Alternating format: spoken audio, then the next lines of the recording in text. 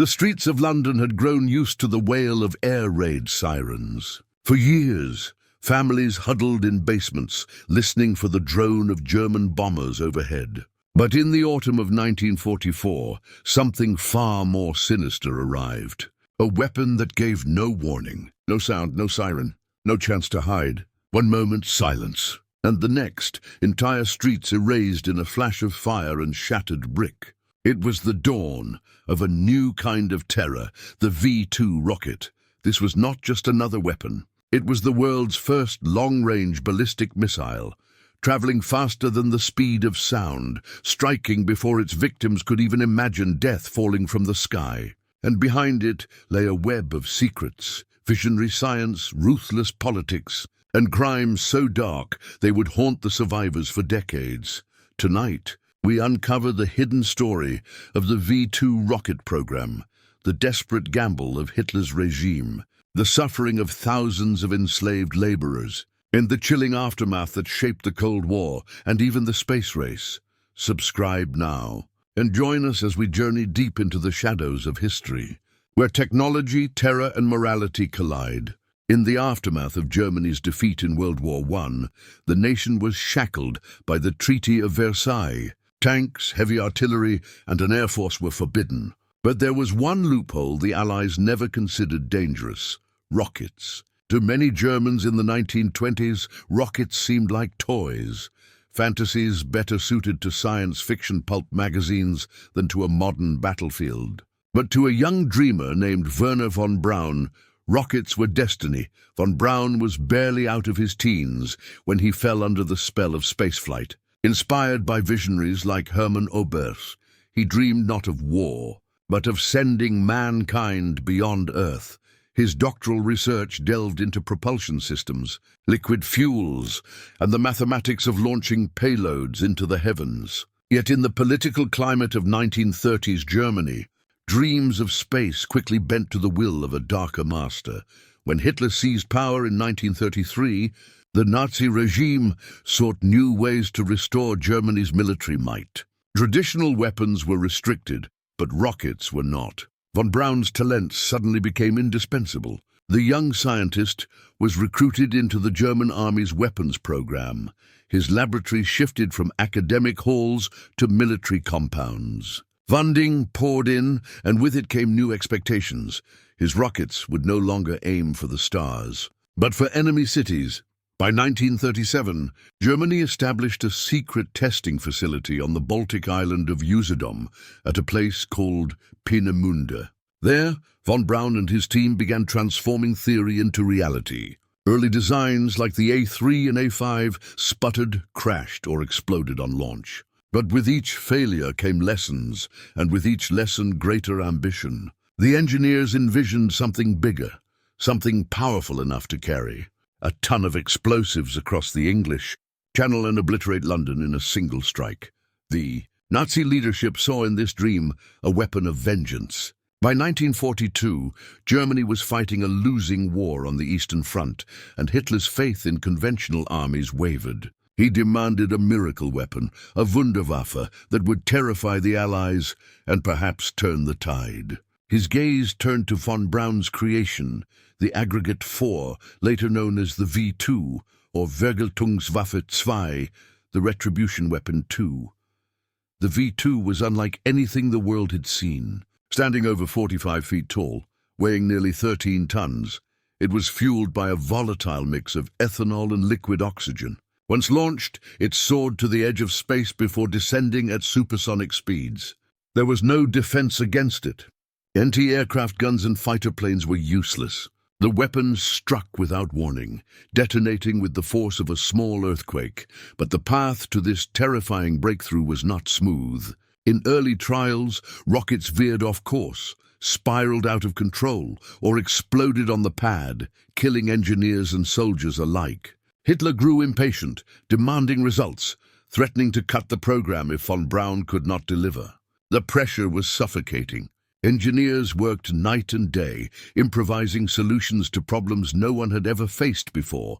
Then, on October 3rd, 1942, after years of failure and frustration, the impossible happened. At Peenemünde, the team gathered as a massive missile roared to life. The A4 rose into the air, its tail flames stretching for miles. It climbed higher and higher, a steel spear vanishing into the clouds. Minutes later, it arced downrange and struck its target area over 100 miles away. For the first time in history, a human-built machine had crossed the threshold of space and returned to Earth as a weapon. The engineers erupted in celebration. At last, they had proven the dream possible. But even as von Braun and his colleagues cheered, the shadow of what they had unleashed loomed darker than any of them could imagine. For their creation had just earned Hitler's blessing to move from prototype to production. And soon the island of Peenemünde would become more than a laboratory. It would become a fortress of secrecy, guarded by the Reich, built on the suffering of thousands and hidden from the eyes of the world.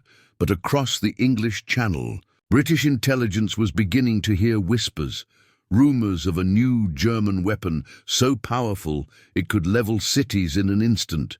By the late 1930s, Peenemünde was no longer just a remote island village on the Baltic Sea. It had become one of the most secretive military research sites in the world. Guard towers and barbed wire ringed the complex, while inside, cavernous assembly halls rose from the sand dunes. Here, Werner von Braun and his team of engineers continued to refine the A4 rocket, the machine destined to be renamed the V-2. The atmosphere within Peenemünde was one of contradiction. By day, brilliant scientists sketched trajectories on chalkboards, debated fuel ratios, and pushed the boundaries of physics. By night, they dined in officers' mess halls, drank, and occasionally joked about sending rockets to the moon. Many clung to the illusion that their work was a noble pursuit of science. But in truth, their laboratory existed only because the Nazi regime demanded a weapon. The scientists' brilliance was tethered to the Reich's darkest ambitions, and the Reich spared no expense. Engineers were given resources unimaginable in peacetime. Vast machine shops, endless supplies of fuel, and entire divisions of soldiers to assist their work. Yet even with this abundance, the challenge of creating a reliable ballistic missile consumed them. Each test failure brought a wave of fear of Hitler's wrath, fear of being reassigned, and for some, fear of execution. The stakes could not have been higher. It was at Peenemünde that the program began to take on its more sinister dimensions. To meet Hitler's growing demand for results, the workforce was expanded, not with willing recruits, but with forced laborers. Prisoners were brought from concentration camps and placed under brutal conditions to build the rocket's components. The men who designed the V-2 often kept their distance from this reality, convincing themselves they were scientists, not jailers. But the suffering was never far away.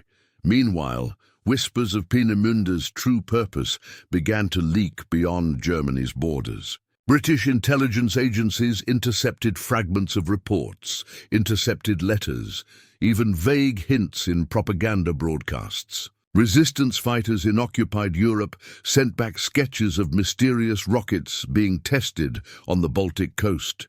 To the Allies, the picture was incomplete, but deeply troubling. Could Germany really be on the verge of building a weapon that defied interception, striking cities from hundreds of miles away? Inside Peenemünde, von Braun continued to press forward. He was charismatic, charming, and pragmatic. To many of his colleagues, he seemed less a servant of Hitler than a man obsessed with rockets themselves, a dreamer willing to compromise with any power that would fund his ambitions. But compromises had consequences, and in 1943, those consequences were about to draw Peenemünde into the crosshairs of the Royal Air Force. That summer, British intelligence received a breakthrough. Thanks to a combination of spy reports, aerial reconnaissance, and decrypted German communications, Peenemunde's secret was finally revealed. Photographs showed massive launch pads, rocket parts lying exposed, and unusual construction patterns that could mean only one thing. Germany was building long-range missiles. The discovery ignited urgent debate in London. The V-1 buzz bomb, had already begun terrorizing civilians, but this new weapon promised devastation on an entirely new scale. Prime Minister Winston Churchill and his military advisors faced a stark choice: ignore the threat until it materialized, or strike Peenemünde now, before the rockets could be unleashed on Britain's cities. The decision was swift. In August 1943, the RAF launched Operation Hydra, a massive bombing raid targeting Peenemünde. On a moonlit night, hundreds of bombers roared across the North Sea. Their bomb bays, filled with destruction, meant to halt Hitler's wonder weapon. Below, scientists, soldiers, and forced laborers were jolted awake as the sirens wailed. Explosions ripped through the complex, flattening buildings, scattering debris and setting fires that burned into the dawn. Von Braun himself narrowly escaped death as the bombs rained down. The strike delayed the V-2 program, but it did not destroy it. In the aftermath, the Nazis doubled down on secrecy. Production was moved underground, into tunnels carved from the mountains at Nordhausen. Here, in the pitch-black depths of the earth, tens of thousands of prisoners would be worked to death to feed Hitler's dream of vengeance. The scientists at Peenemünde had weathered the bombing, but the cost of survival was a program more brutal, more hidden, and more relentless than before. And soon, the rockets they had dreamed of for years would no longer be test models. They would be weapons, ready to rain terror on Britain. And in September 1944, London would hear the first deafening roar of the world's deadliest secret finally unleashed. On the morning of September 8, 1944, Londoners heard a sound they had never heard before. Not the droning engines of Luftwaffe bombers, not the buzzing of the V-1 flying bomb. It was silence, followed by a thunderous explosion that tore through the neighborhood of Chiswick. Houses collapsed like matchsticks, glass rained down from shattered windows, and terrified residents staggered into the streets. The war had already brutalized the city for years, but this was different. For the first time, a V-2 rocket had struck London. Unlike the V-1, which gave itself away with its distinctive buzzing engine, the V-2 arrived without warning. Traveling at more than 3 times the speed of sound, it struck before anyone could hear it coming. There were no air raid sirens, no defenses, no chance to take cover. One moment, peace. The next, devastation. Civilians had no explanation, no preparation, and no defense. The British government initially tried to disguise the attacks as accidents caused by exploding gas mains. But the truth quickly spread. London was under siege from a weapon no one could stop. In the weeks that followed, V-2s rained down on the capital. Entire city blocks vanished in fiery clouds of dust and rubble. In Deptford, in Stepney and Chelsea, families were buried alive beneath the ruins of their homes. Survivors described it as if the earth itself had erupted beneath their feet. Over 1,300 rockets would eventually strike London and southern England, killing nearly 3,000 civilians and injuring thousands more. What made the V-2 particularly terrifying was not only its destructive power, but the sense of helplessness it created. During the Blitz, Londoners had found strength in defiance, crowding into the underground stations, singing songs, and listening for the all clear. Against the V-1, at least anti-aircraft guns and fighter planes could sometimes bring them down. But the V-2 gave no warning. It fell from the sky with absolute certainty. Churchill himself admitted grimly, "There is no defense." Psychologically, it was as devastating as the explosions themselves. People grew afraid of silence, afraid of stillness, afraid of the very air. Some refused to sleep indoors, fearing the next rocket would fall on their home. Others simply carried on, defying the terror by refusing to change their routines. Shopkeepers reopened their doors even after explosions leveled nearby buildings. London's resilience became as much a weapon as any bomb or gun, but the rockets did not fall on London alone. Antwerp, recently liberated by the Allies, became another prime target. The port was essential for supplying Allied troops pushing into Belgium and Holland, and German rockets slammed into the city daily. In one horrific attack on a cinema, over 500 civilians were killed in an instant. The V-2 was not just Hitler's vengeance, it was a weapon of desperation, aimed not only at destroying cities, but at breaking morale across Europe. British scientists and intelligence officers worked feverishly to track the rocket's launch sites. Mobile units were dispatched across occupied Europe, hiding in forests and barns to fire their missiles toward Britain. The Allies bombed suspected sites, but the launches continued, unpredictable and relentless. Resistance fighters risked their lives to gather intelligence, smuggling back sketches of rocket parts and firing tables. Every scrap of information was used to hunt down Germany's new terror, yet the rockets kept coming. Night after night, families listened for the sudden crash, the roar that seemed to erupt from nowhere, the walls shuddering as if the city itself was groaning under the weight of war. Each explosion reminded Londoners that the war was far from over, that even with Allied armies advancing toward Germany, Hitler could still strike at the heart of the British capital. By late 1944, London was exhausted, scarred by years of bombing, yet still unbroken. The rockets killed thousands, but they could not kill the spirit of the people. For every home destroyed, neighbors dug survivors from the rubble. For every family lost, others stepped forward to carry on. London endured, but the price of endurance was steep. The rockets were not merely machines of destruction. They were built on the broken bodies of tens of thousands who would never live to see the war's end. Beneath the mountains of central Germany, in a place called Mittelwerk, the true cost of the V-2 was being paid in blood, and in those tunnels, where daylight never touched, the line between science and slavery disappeared forever. Far from the burning streets of London, deep in the Harz Mountains of central Germany, an underground complex was carved into the rock. It was called Mittelwerk, a labyrinth of tunnels where the V-2 rockets would be built far from Allied bombers. To the German High Command, it was a fortress of production. To those forced to work inside, it was hell on earth. The workforce at Mittelwerk came not from factories or trade schools, but from concentration camps. At nearby Dora Mittelbau, thousands of prisoners, political dissidents, resistance fighters, Jews, Roma, captured soldiers, were marched daily into the tunnels. Starved, beaten, and worked until their bodies gave out, they became the hidden cost of Hitler's wonder weapon. The conditions were beyond comprehension. Prisoners labored for 12 to 16 hours at a time in choking dust, without ventilation, without proper food, without medical care. The tunnels were damp and freezing, the air thick with fumes from welding and engines. Men collapsed by the dozens. Guards beat them to death for faltering at their tasks. Corpses piled in corners before being dragged away. It is estimated that more people died building the V-2 rockets than were killed by the rockets themselves in London and Antwerp. Every missile represented not only engineering triumph, but unimaginable human suffering, and yet the program pressed forward. Werner von Braun and his team visited Mittelwerk regularly, inspecting the rockets, offering technical advice, and making sure production quotas were met.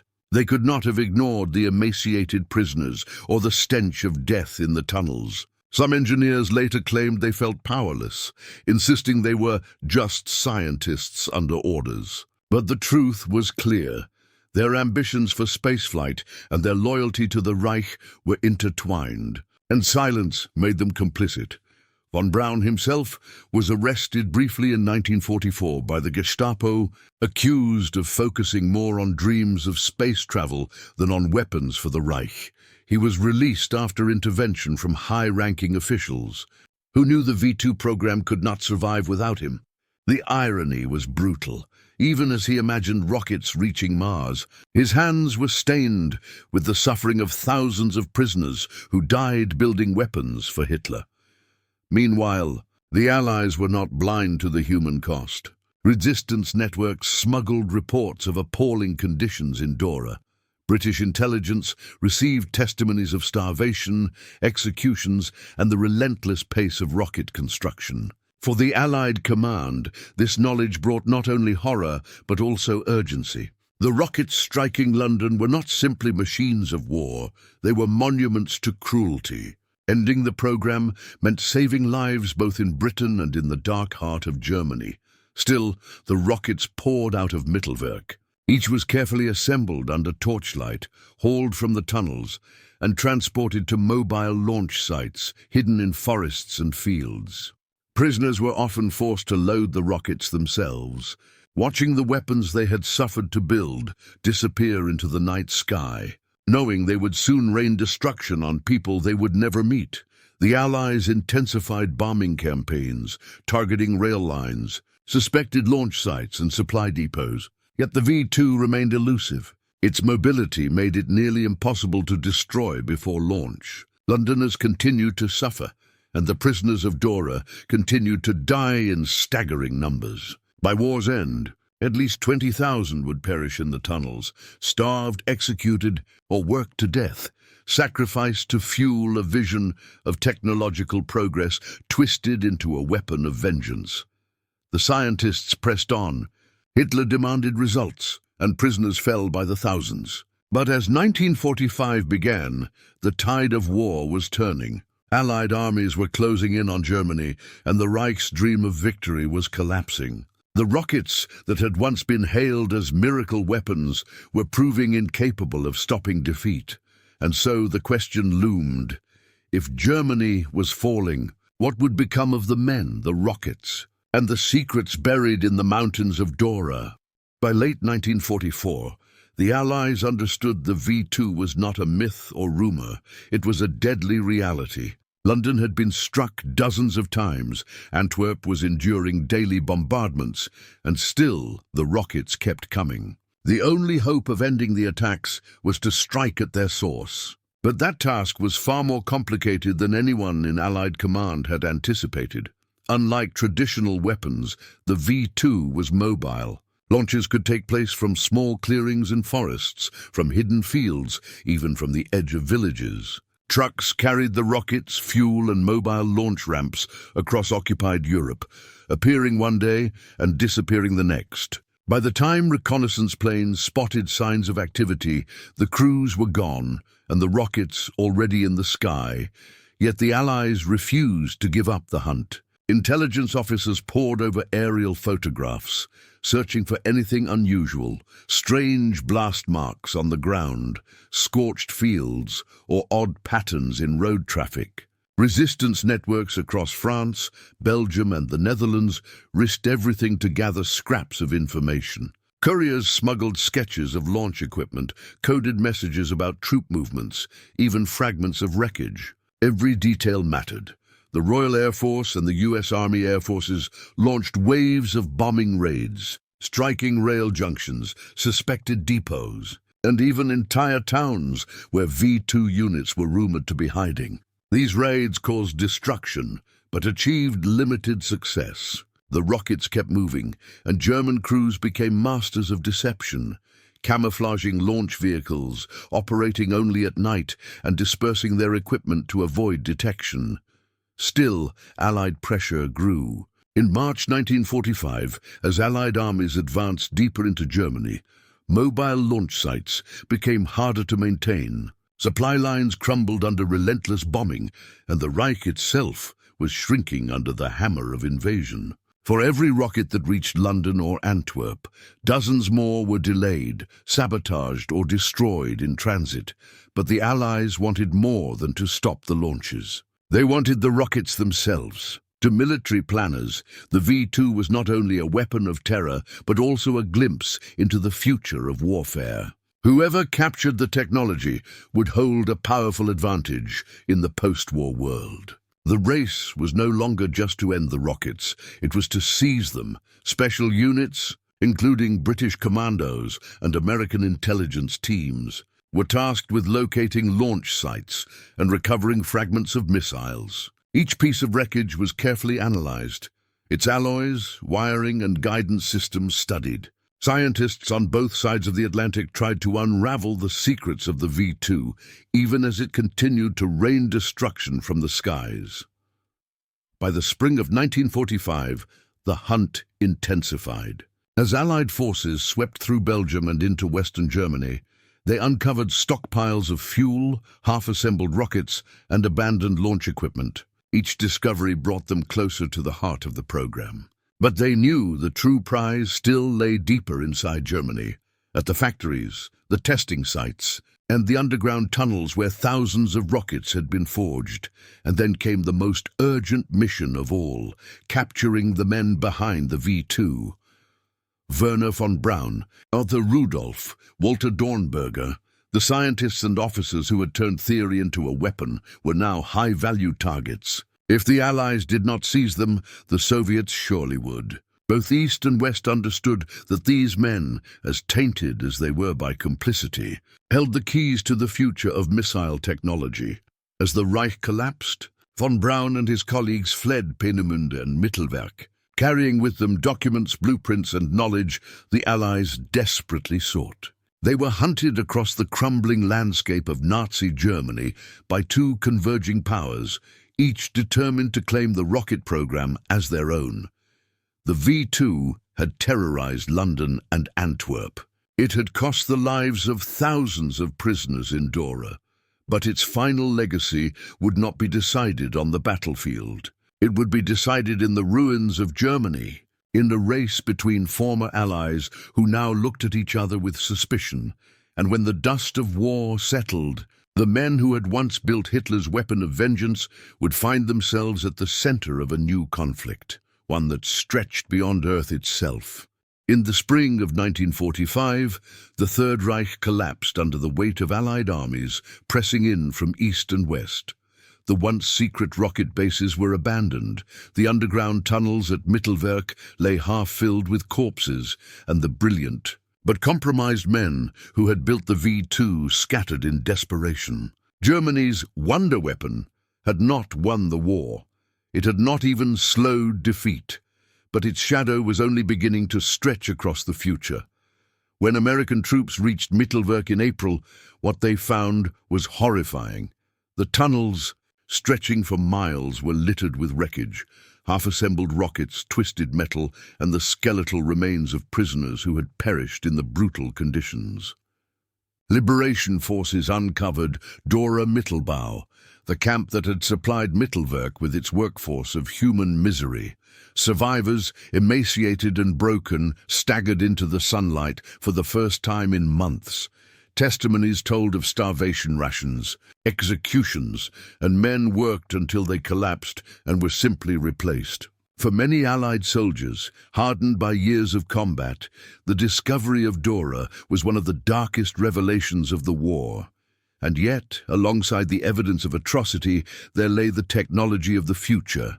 Dozens of intact V-2 rockets, thousands of technical documents, and teams of engineers and technicians who had dedicated years to solving problems no one else in the world had yet mastered. The Allies faced a stark moral dilemma. Should these men be tried for war crimes, condemned for their complicity in mass suffering? Or should their knowledge be harnessed, preserved, even protected, for fear that if they did not claim it, the Soviets would? The Americans chose the latter. Under Operation Paperclip, von Braun and more than 100 of his top engineers were quietly transferred to the United States. Their records were sanitized, their Nazi affiliations downplayed or erased, and their expertise redirected to America's growing missile program. Many of these men would eventually work for NASA, with von Braun himself becoming the architect of the Saturn V rocket, the machine that carried astronauts to the moon in 1969. The irony was staggering. The man who had built a weapon of terror. For Hitler now stood before cameras as a pioneer of humanity's greatest leap into space. The Soviets, too, seized their share of the prize. They captured V-2 parts, blueprints, and entire teams of engineers who had not fallen into American hands. Under the watchful eyes of Soviet officers, German specialists rebuilt and tested rockets on Russian soil. The knowledge they provided became the foundation for the Soviet missile program, missiles that would later threaten the United States in the Cold War's nuclear standoff. In this way, the V-2 became the seed of the arms race that defined the second half of the 20th century. But for those who survived London's bombardment or who endured the torment of Dora, the moral cost of this legacy could not be forgotten. How many lives had been sacrificed in pursuit of a weapon that achieved so little militarily? How many? Thousands were worked to death so that a handful of scientists could one day stand in the spotlight of the space race. These questions haunted survivors and historians alike. In London, rebuilding began almost immediately after the war. Streets shattered by V-2 explosions were cleared, homes rebuilt, and communities pieced themselves back together. Yet the memory of the rockets lingered. For those who had lost family, in an instant, for children who had grown up with the fear of silence being shattered by thunder, the scars were invisible but permanent. To them, the space age would never be free of its origins in war and death. At Dora, memorials now stand where tunnels once echoed with the clang of forced labor. Visitors walk through the damp passages where prisoners once suffocated in fumes, their bodies crumpling under exhaustion. It is a stark reminder that progress in science, when divorced from morality, can descend into barbarity. The V-2 was not only a marvel of engineering, it was a monument to human suffering, a symbol of how ambition without conscience can devastate lives. Historians today still debate the figure of Wernher von Braun.